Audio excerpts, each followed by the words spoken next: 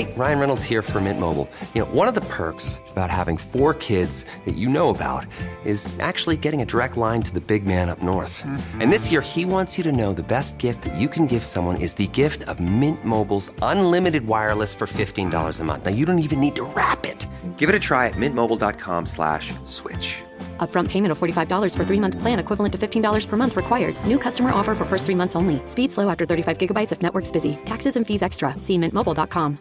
Hey, it's Mark Marin from WTF here to let you know that this podcast is brought to you by Progressive Insurance. And I'm sure the reason you're listening to this podcast right now is because you chose it.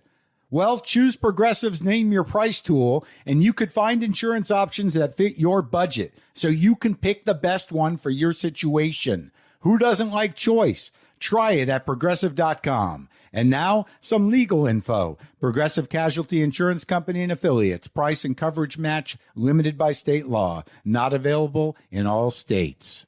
It's third down. Did you see the game last night? Of course you did, because you used Instacart to do your grocery restock. Plus, you got snacks for the game, all without missing a single play. And that's on multitasking. So we're not saying that Instacart is a hack for game day, but it might be the ultimate play this football season. Enjoy $0 delivery fees on your first 3 orders. Service fees apply. For 3 orders in 14 days. Excludes restaurants. Instacart. We're here.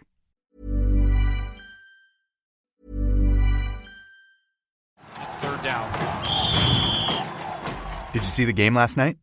Of course you did, because you used Instacart to do your grocery restock. Plus, you got snacks for the game, all without missing a single play. And that's on multitasking. So we're not saying that Instacart is a hack for game day, but it might be the ultimate play this football season. Enjoy $0 delivery fees on your first 3 orders. Service fees apply. For 3 orders in 14 days. Excludes restaurants. Instacart. We're here. Hey, it's Mark Marin from WTF here to let you know that this podcast is brought to you by Progressive Insurance. And I'm sure the reason you're listening to this podcast right now is because you chose it. Well, choose Progressive's Name Your Price tool, and you could find insurance options that fit your budget, so you can pick the best one for your situation. Who doesn't like choice? Try it at Progressive.com. And now, some legal info. Progressive Casualty Insurance Company and Affiliates. Price and coverage match limited by state law. Not available in all states.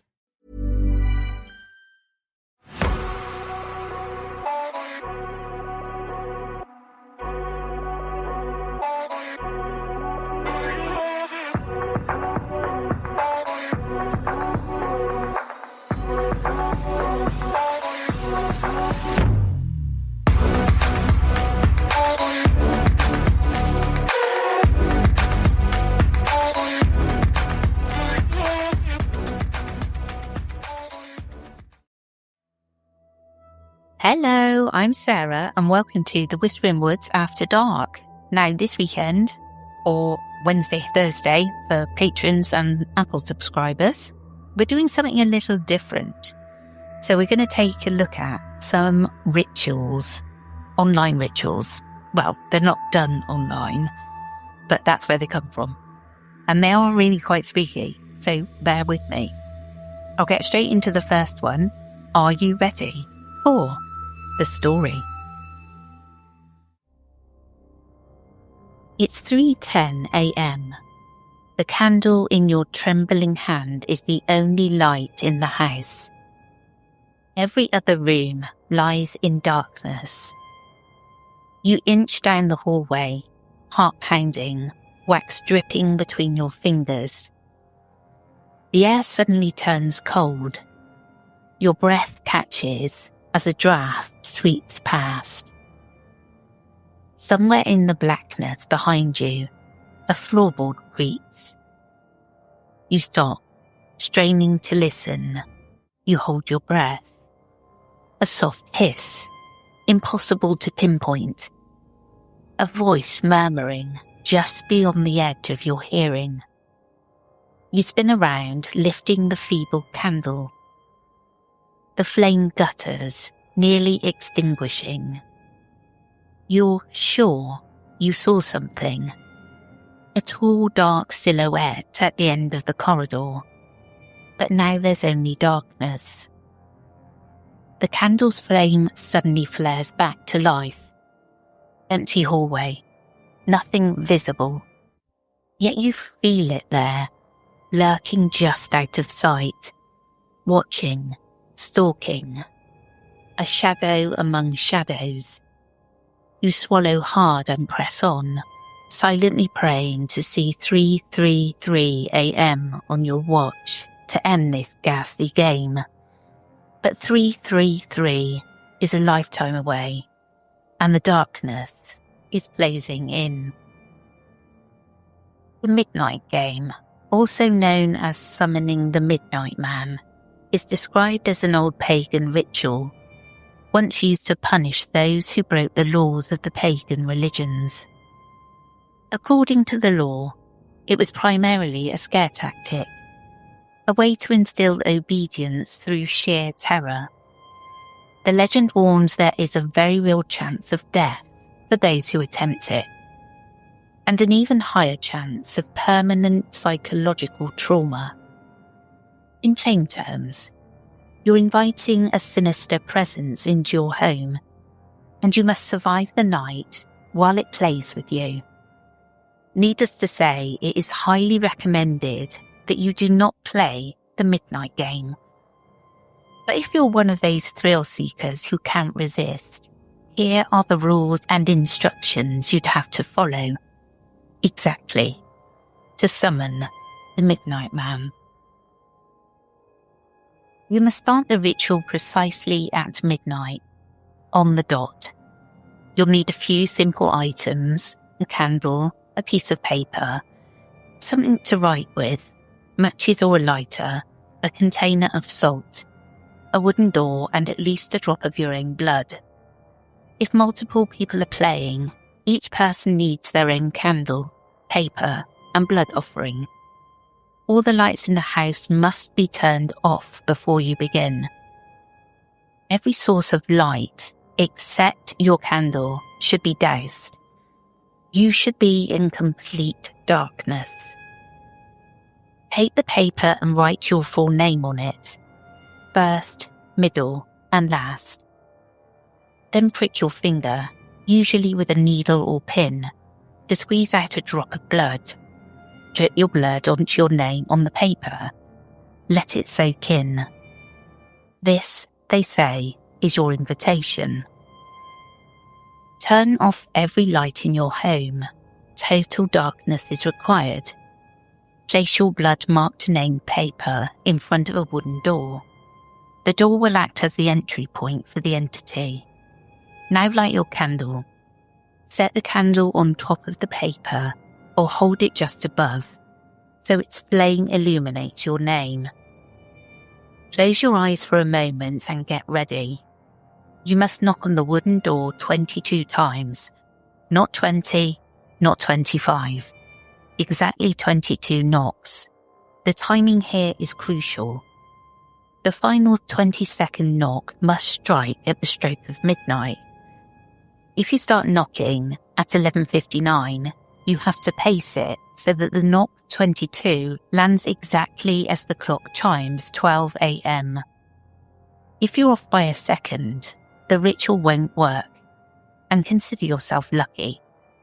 If you get it right, when the last knock hits midnight, open the door, blow out your candle, and then immediately shut the door.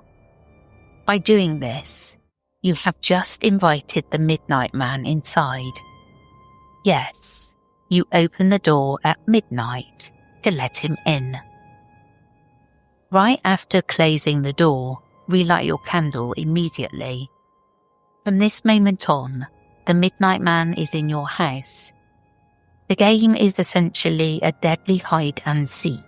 Your goal is to avoid meeting the Midnight Man until 3:33 a.m., which is when the ritual ends. You must now wander through the dark, candle in hand, and keep moving. Standing still for too long is said to attract him. Do not turn on any lights. The only light should be your candle's flame. How do you know if the Midnight Man is nearby?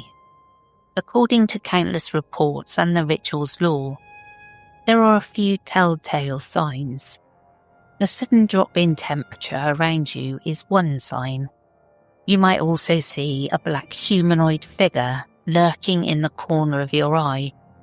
Pure darkness, darker than dark. Or you might hear very soft whispering, umming from nowhere in particular. If any of these happen, it means he's close. And if your candle goes out on its own, that is the ultimate sign the Midnight Man is right there with you. But what do you do if the candle goes out? Well, this will be your moment of truth. Should the candle flame suddenly extinguish, you have only 10 seconds to react. Fumble for your matches or lighter and try to relight the candle immediately. If the candle relights, great, the Midnight Man backed off for now. And you can continue the game, now on high alert. If you fail to relight within 10 seconds, your last resort is to pour a circle of salt around yourself on the floor.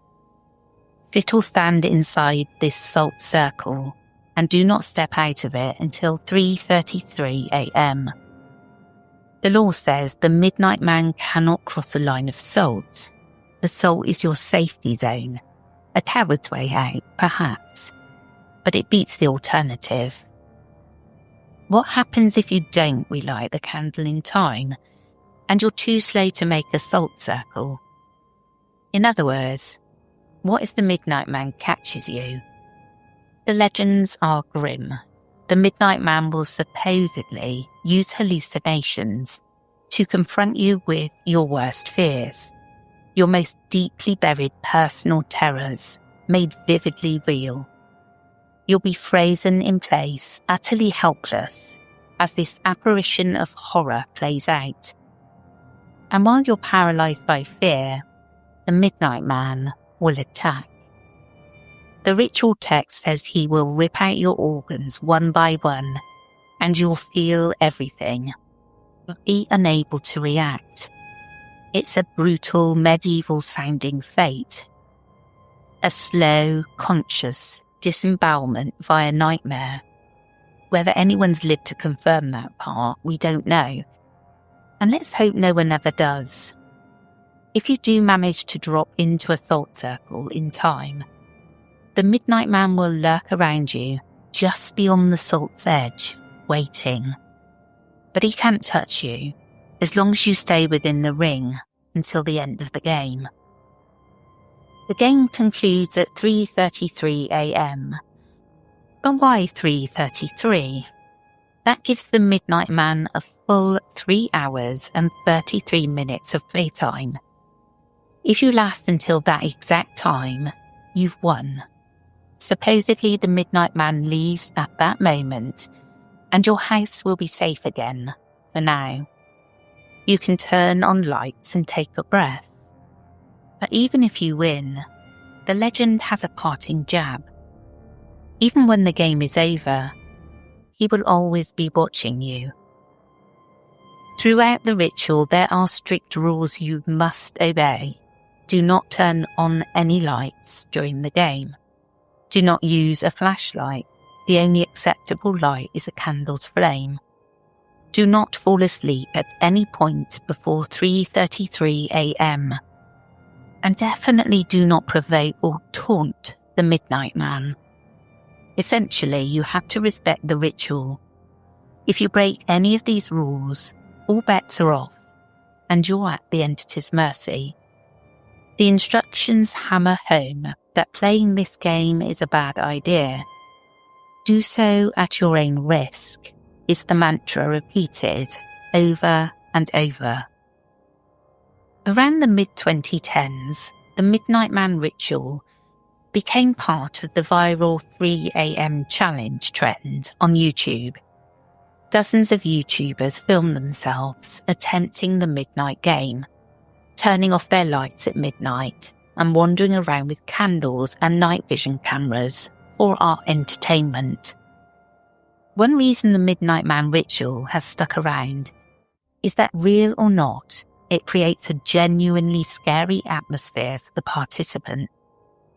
You're alone or with a small group of friends in pitch darkness for 3.5 hours, forcing yourself to stay awake and alert. You're primed to jump at every noise. You start noticing subtle things. Was that the house settling or footsteps upstairs? Did the temperature just drop? Or is it your mind playing tricks? The rules give your brain a catalogue of creepy cues, whispers, shadows, cold spots. So you're constantly on edge looking for them. It's almost a form of self-hypnosis or a suggestion-induced hallucination. There are also reports of very real dangers coming from perfectly normal causes. Walking around a dark house with only a candle can, unsurprisingly, lead to accidents. That's an anecdote of one person's cousin who attempted the midnight game. He apparently stumbled in the dark and fell down a flight of stairs, injuring himself, even burning his cheek on the candle in the fall. He survived, but when asked what happened during the game, he refused to say much. All he would mutter was a warning and nothing more, as if whatever he experienced was way too disturbing to recount. Perhaps it was just embarrassment and bruises, or perhaps something truly frightened him into silence. Despite all the warnings, many people have attempted the midnight game and lived to tell the tale. Online forums like Reddit and YouTube comments and paranormal message boards are filled with stories, some clearly fabricated for fun, but others delivered with such raw fear and detail, they'll make your skin crawl. I've gathered a few of the most creepy accounts to share. As we go through them, remember, we're prioritising authenticity and genuine fear factor. These are the experiences people say they had. Whether you believe them is up to you. The midnight game in Florida. One of the most detailed and famous accounts comes from a Reddit user who posted about his midnight game experience. In the story, the narrator, we'll call him V, and his friend Ryan, decided to test the ritual in V's home in Florida. Both were self-professed skeptics looking for a thrill. They prepared the materials and started at midnight, joking to keep their nerves down. In fact, at the very start, after they let the midnight man in, Ryan couldn't resist making a goofy "ooh, ooh" ghost noise to lighten the mood, and they both laughed. For the first 45 minutes or so, nothing happened. They wandered the dark house, feeling hot summer air and building up a false sense of security. V admits they were nervous, but also a bit cocky.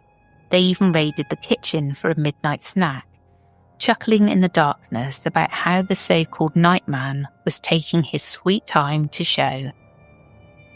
In a fateful moment of mockery, they started jokingly singing "The Nightman Cometh," a silly song from It's Always Sunny in Philadelphia. Essentially, they were taunting the Midnight Man. That, according to V, is when things turned.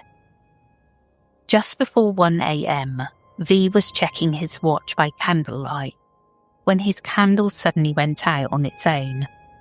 His heart leapt. He hastily relit it within a few seconds.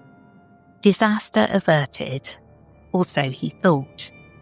He exhaled and whispered, "Oh, that was close." Ryan up ahead stopped and asked in a strange tone, "What did you just say?" V repeated himself. I said, "Oh, that was close." Ryan shook his head and insisted he'd heard V whisper something else, right after the candle went out. Words that V did not actually say. They both went quiet. It dawned on them that the Midnight Man might have been right there, whispering in the moment of darkness. That realization brought a new weight of fear over the two friends. They decided to stop joking around entirely. No more singing, no more casual chatter. This was getting real. For the next half an hour, they crept through the house hyper alert. Both now truly believed there was a presence stalking them, and it didn't stay hidden for long.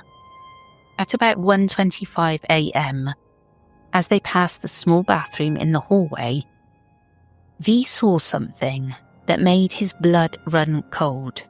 A figure standing in the bathtub behind the shower curtain.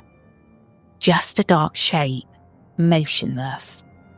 Their candles were still lit, which by the game's logic meant the Midnight Man wasn't supposed to be that close. But there it was. V grabbed Ryan's shirt and sped them both into the kitchen, hearts hammering, without even explaining what he saw until they were safely away. When he did, Ryan's face went pale. He had seen it too. A tall, shadowy form in the bath, slightly obscured by the curtain. At this point, Ryan wanted to quit. He asked if there was any way to stop the game early. But they knew switching on the light or trying to leave the house might only make things worse. So they pressed on, terrified, but determined to survive the next 2 hours. Shortly after, they realised a terrible oversight. In their panic, they had left their container of salt back in the bedroom, on the far side of the house. If their candles went out again, they'd have no salt at hand to protect themselves. To retrieve it, one of them would have to venture toward the area where the figure was seen. Steeling themselves, they both inched back toward the bedroom. The hallway leading there forced them to pass the bathroom again. Dee describes forcing himself to peek into the bathroom as they passed, and the figure was gone. Relieved but on edge, they got into the bedroom. The salt was sitting on a desk. Dee picked it up and immediately noticed the air felt freezing cold. In a house that had been hot all night, his stomach dropped. That's when he realised Ryan was no longer right behind him. He'd stalled in the hallway, unwilling to step into the icy room. Sensing something, V turned around toward his bed. In the darkness, he could barely make out the shape of someone sitting on the bed. A silhouette of a person that hadn't been there a second ago. As his eyes locked onto it, the figure's head gave a slight bob, a subtle movement as if he'd just noticed him too. That was enough. V bolted from the room in utter panic, sprinting back toward the kitchen. Miraculously, his candle stayed lit as he ran, but he dropped one of the 2 salt shakers in his flight. Ryan saw V's face and needed no explanation. He simply yelled, "Go, go, go," and the 2 ran back toward their safer area. Ryan's candle went out during this mad dash, but he managed to relight it just in time as he caught up with V in the kitchen. Breathing hard, the 2 regrouped. They were shaken to the core. They agreed that from now on, they'd stick to the western side of the house only, away from the bedroom and that bathroom, which seemed to be the Midnight Man's preferred area. The next 40 minutes were eerily quiet. They paced slowly around the living room, kitchen, and an adjoining large sunroom called a Florida room, keeping their candles close. V later wrote, "Even though we had a 40-minute period of absolutely nothing, there wasn't a single ounce of relief with each passing minute. Relief felt like weakness to me, and weakness felt like something the Midnight Man would see." That was the mindset. If you let your guard down for 1 second, that's when he'd strike. By around 2:45 a.m, they still had about 45 minutes to endure. V and Ryan sat side by side on a futon in the large sunroom for a moment, desperate to rest their feet. They were exhausted and terrified, but also hopeful. The night was more than half over, and they were still alive. V allowed himself to think, we might actually win this. And that is exactly when it all went to hell. He suddenly noticed the window blinds on the other side of the big room were parted, as if someone was peeking through from outside. He saw unmistakably a dark figure standing outside the glass. The Midnight Man was right there, watching them. In an instant of instinctual panic, V leapt up and ran. A split second later, crash! Something heavy slammed into him, knocking him to the floor. For a heart-stopping moment, V thought the Midnight Man himself had tackled him. He felt a sharp pain on the side of his head, but as he scrambled up, he realised the ceiling in that old sunroom had partially caved in. A chunk of plaster had fallen and struck him. The house literally fell apart at the worst possible time. Ryan, seeing V on the ground and his own candle now out again, made a snap decision. He dropped to the floor and started pouring the remaining salt in a frantic circle around them both. This was breaking one of the game's rules. Each person is supposed to have their own circle. But in the moment, survival mattered more than rules. V still had his candle lit and was outside the salt circle initially. But seeing what Ryan was doing, he dashed into the circle too and finally blew out his own candle intentionally. They sat together, two grown men on a dusty floor, enclosed by a messy ring of salt. There was nothing to do now but wait. The final stretch from 2:50 a.m. until 3:33 was, in V words, the longest 40 minutes of his life. They huddled in that salt circle, utter darkness all around beyond the little boundary of salt. At one point, V's eyes had adjusted enough to faintly see movement in the dim room. He thought he saw something shuffling near the futon where they'd been sitting moments ago. Both men experienced sudden cold chills at different times, a sign the Midnight Man was pacing around them. Then, breaking the silence, they heard a new whisper. It started softly but grew into a rapid, repetitive muttering. No, no, no, no, a frantic chant of the word no over and over. It sounded almost like a mantra circling them. At first, V thought Ryan had lost it and was mumbling, no, no, no, to himself in fear. But when he glanced at Ryan, he saw his friend deathly pale and not moving his lips at all. The whispering wasn't either of them. They endured that horrifying disembodied no, no, no for about 30 seconds, frozen in place, until it faded away into silence. After what felt like an eternity of quiet dread, V's watch finally read 3:33. They waited a few extra minutes past the time, just to be sure.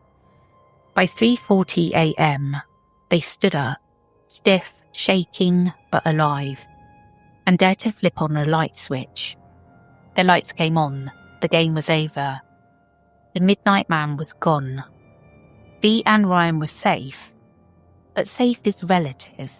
Both of them were deeply scarred by the experience. In the days that followed, V reported having horrible nightmares of people he knew turning into ghoulish, empty-eyed corpses in front of him. He felt as if the Midnight Man had marked him. Ryan too had nightmares. He later confided that he dreamt of being drowned over and over by a dark figure, dying and resurrecting repeatedly in an endless loop.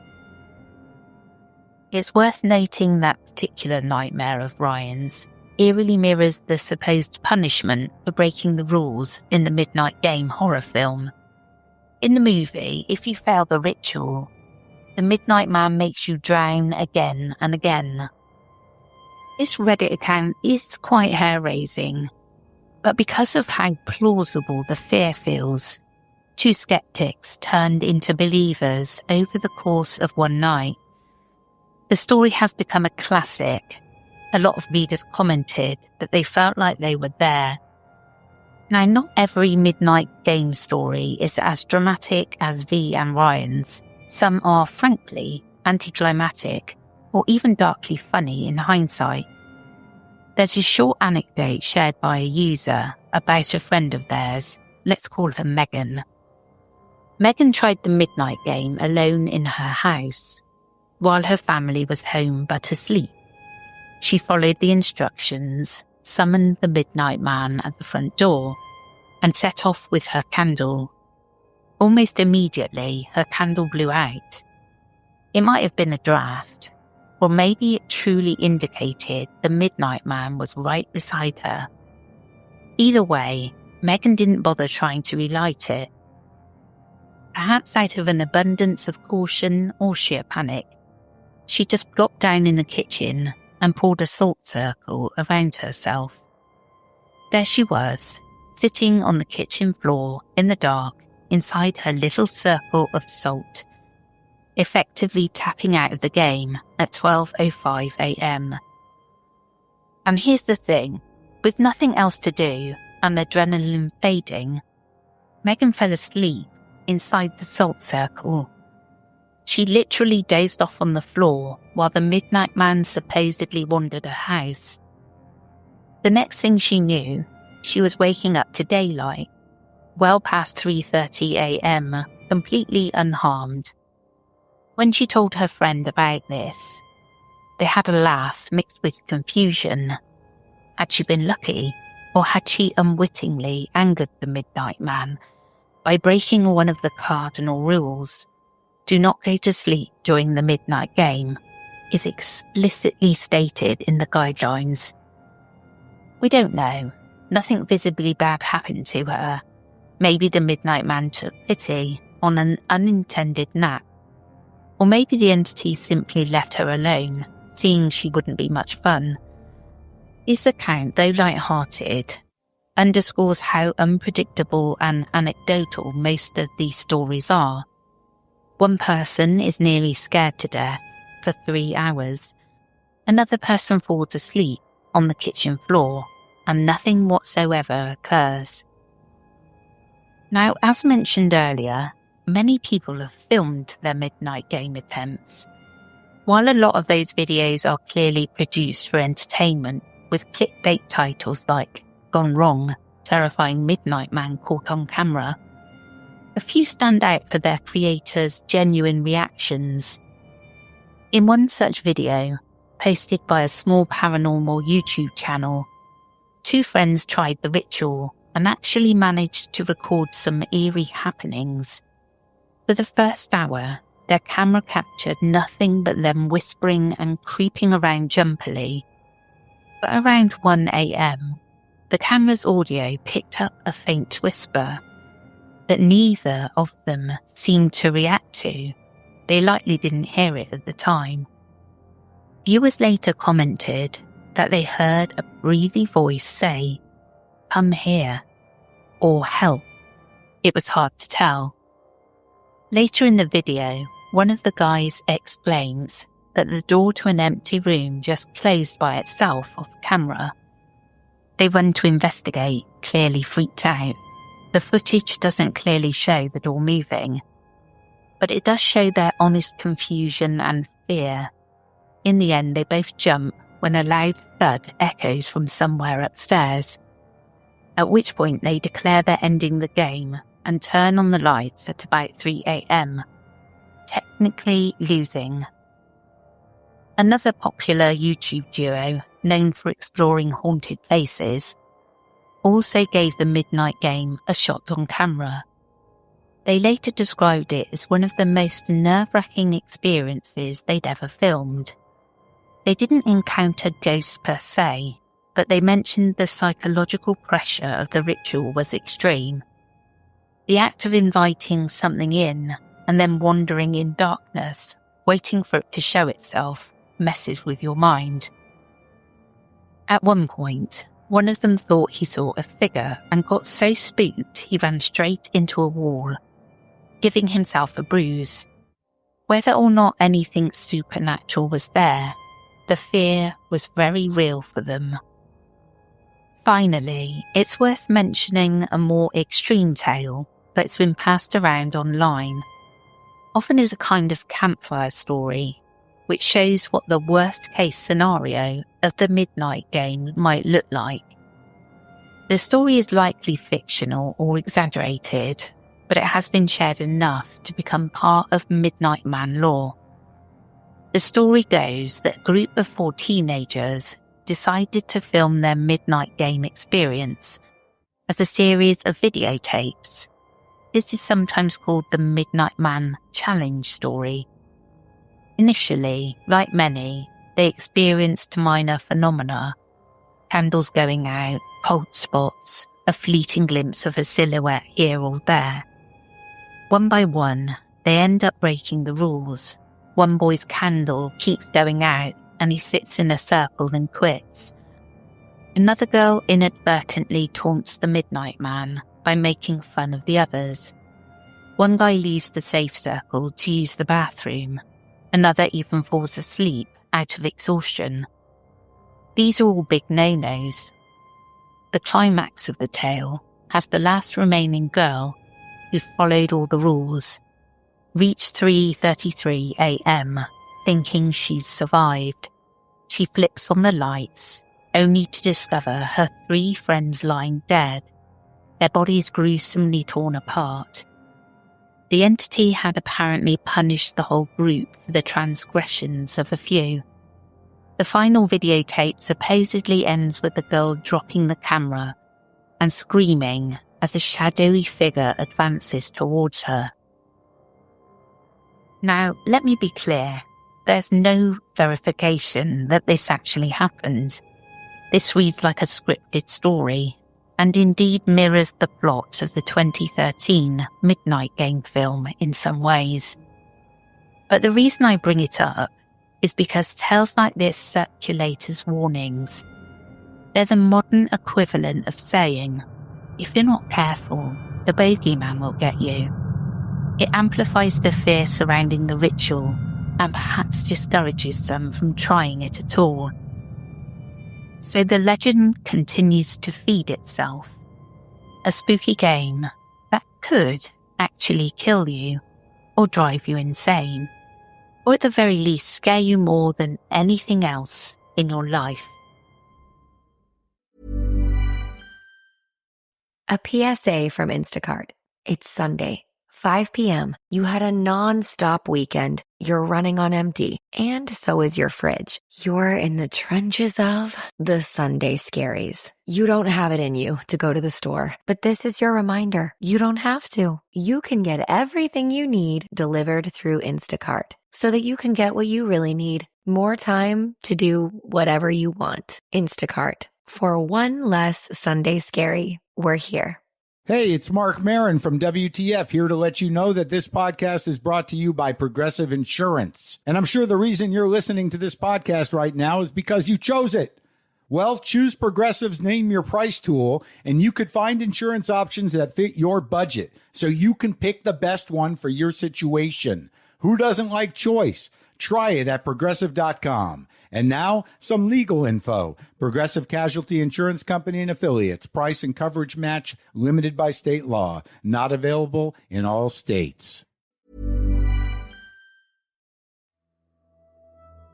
This really freaked me out because I can imagine trying to do this and something happening. I really can. I can imagine being a teenager, or actually, I must admit, my age now, and getting a group of friends round to try it out and getting really, really frightened. But I can't bring myself to say any of the words properly because I'm just too worried that something might happen. Let me know if you've tried this or if you've got any stories. I'd love to hear them. Well, that's it from me today. I hope you enjoyed, and I will catch you again tomorrow. Take care, everyone.